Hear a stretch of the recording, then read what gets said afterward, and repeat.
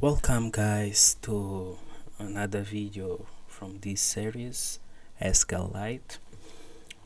Today we were gonna save our first register on the database.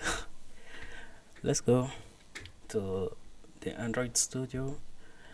We stopped it here at our last video, and now we have here the layout with the editors and the buttons, and we are ready to move on. The next step is just to create a new Java class person, and here we will put only two attributes: private string name, and the second one is string age.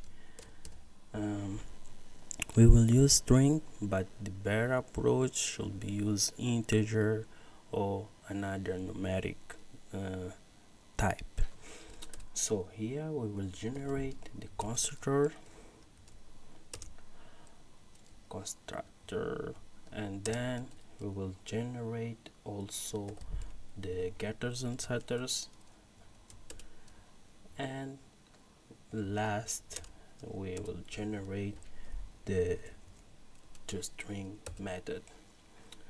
We will close this class, and we'll here at the we will create another class to create the database and also to perform all the operations.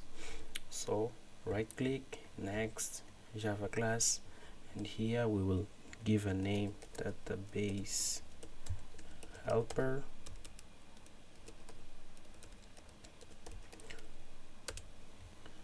It will extend I will minimize the emulator. It will extend the SQLIte open helper. So here we should implement the methods from the SQLIte open helper. We will implement on create, on upgrade, and also we should generate the constructor to match the superclass, and we will use this first one. The next step should be create some constants. This constant will help us to avoid spelling mistakes. So the first one, I will create the object of this class because I want to use the singleton pattern from the Java. That means that we will have only one object in all this program running. So let's go and create some private static database helper.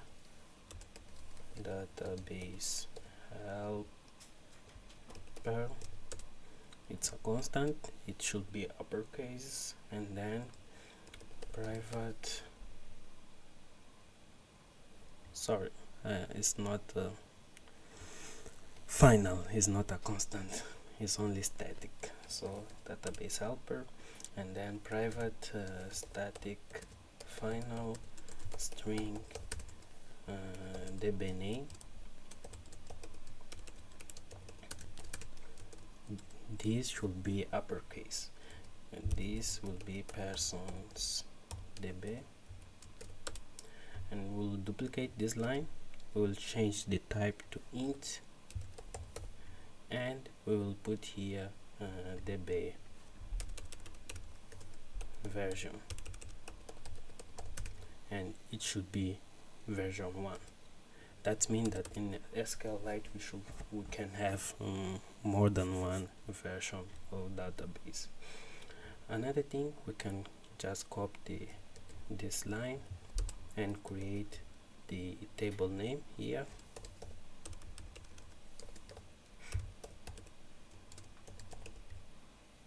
Should be person only. We can duplicate it twice, or and I will put here the ID, and here we have ID. We will put here name, and here age. That are the columns, so we are avoiding the spelling mistakes. Here name and then age. If you don't have the layout, just go to the previous video and create the layout.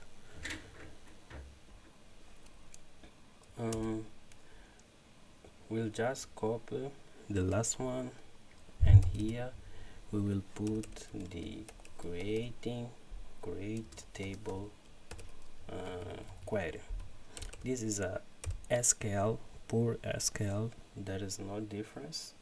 So create table, avoid and pay attention to the spaces, because if you join two different words, it will not work. So here table name, and then we will insert the values. So the first value is the ID, and the ID should be integer and primary key, auto increment. It will be unique. And then we'll put here the name, that should be a test, unique and not no. That means that the name will be unique, the column name. And then we'll put here the age, that should be only a test. We can put not null to.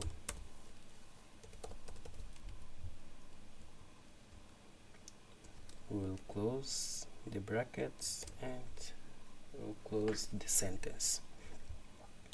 We will duplicate this line, shorter, not this line, but I will copy here, and I will put here another constant. This one should be to get all values, and then I will make a select all from the table name.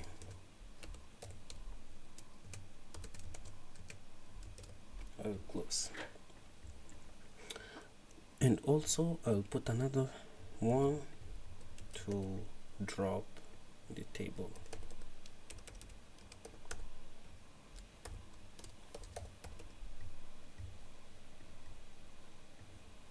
And here we'll put drop table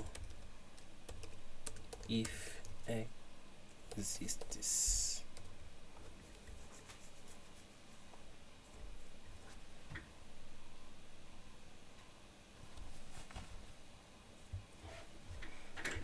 So the next step should be to create a method that will help us to get only one instance of this class. So it should be a public static. It will return a database helper object and should be get instance, and it will receive the context of the application. So here we can go and ask to the object, this one, database helper,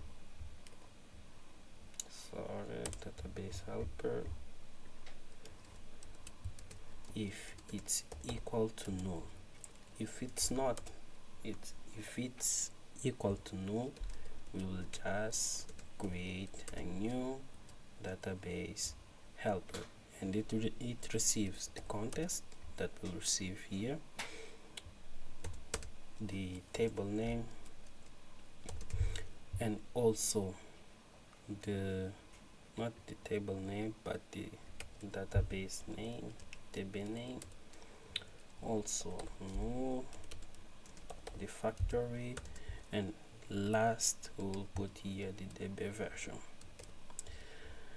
and we will return this object. That means that we will have only one object. The last thing that we can do is here at onCreate method we can use this object here, db dot execute SQL, and we'll create the table, and at the upgrade we'll just call db dot execute SQL, and we can drop the table, and then we can call the method onCreate to create the table again. But here we have to give this object of the database. So here we can create a method to save the item on the database. To save the item on the database, we can just create a method public boolean save, and it receives a person. Attention, this is not the best approach. Maybe at the upcoming videos we can use like libraries from the Android that help us to avoid a lot of lines of code. So to save on database, the first thing is to create a SQLIte database object that will be the writable database object of this class, and then we should create the content values that will put all the values of the persons. So new content values, and then we can put the keys name. The first name is the constant that we already created here. We don't write like the value. The problem here is that we have the same name, only the difference is the case, but we have to be sure that if we use like the constant, that means that we will not have the spelling mistakes, only we are avoiding it. So here we'll take the person get name, and values will put the age, person get age. That means that we don't have to put the ID because ID is auto increment. And last, we can just return the SQL database that insert, where we'll first use the table name, and then we will give the new, and the last thing is to give these content values.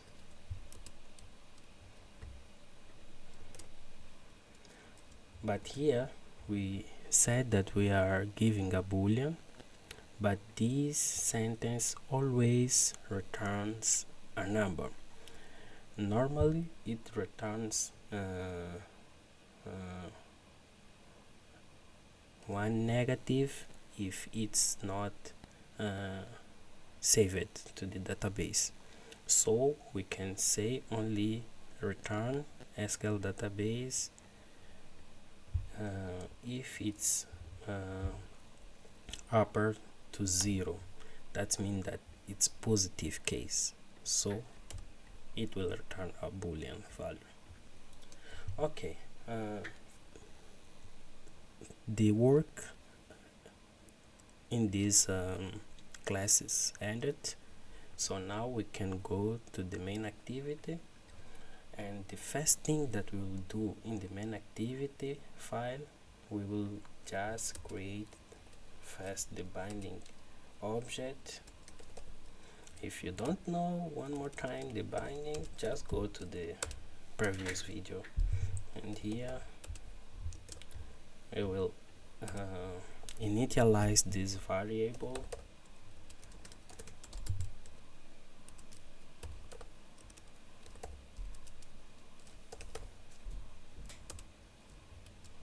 and then we will get the root and change this approach here.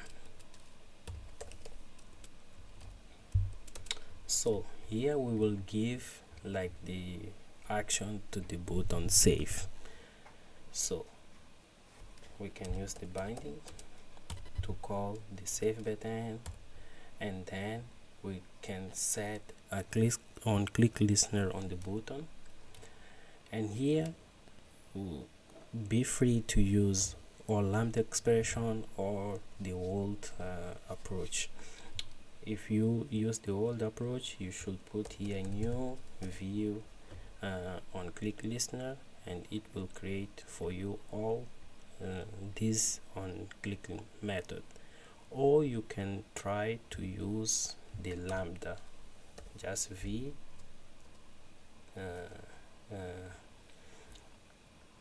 v and open the brackets only, or here if you have an error, just write here view. That's okay. Okay, so here we will start a save method. This save method is not created. To create this save method, we will go here and create the method inside of this class. So we have here public void save, but also here we have to create private a variable that will invoke or will create the object of the database helper. So here database helper and database helper. So here we will initialize it equals. Now we don't use new here, we use the class and then get instance, so it will get the instance of the database helper. But here we should give the context of the application, because if we go to the database helper, we have here the context. So at the end we have here to invoke or to use the database helper that save method, and it receives a person, as you see. So before that we'll create a person, and then we will give these persons the name and the age. To have the name and the age, we will go to the XML file. That means that binding that name a day that get test that string, and also we will have to call the binding that age that get test that string. So here we created a new person object, and we can give here the person object. But if you look, this returns a boolean values. That means that we can put here the if statement,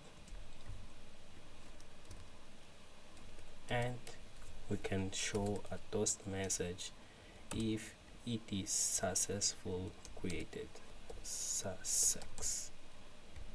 So here we put a long, and else we can put another toast and put a fail it. Can change here to long too. So if you look, I didn't made any verification of these fields. That means that if I left them without any data, it will return an exception. We will talk this later, maybe in the upcoming videos. So now we can test our application. So this video is too long.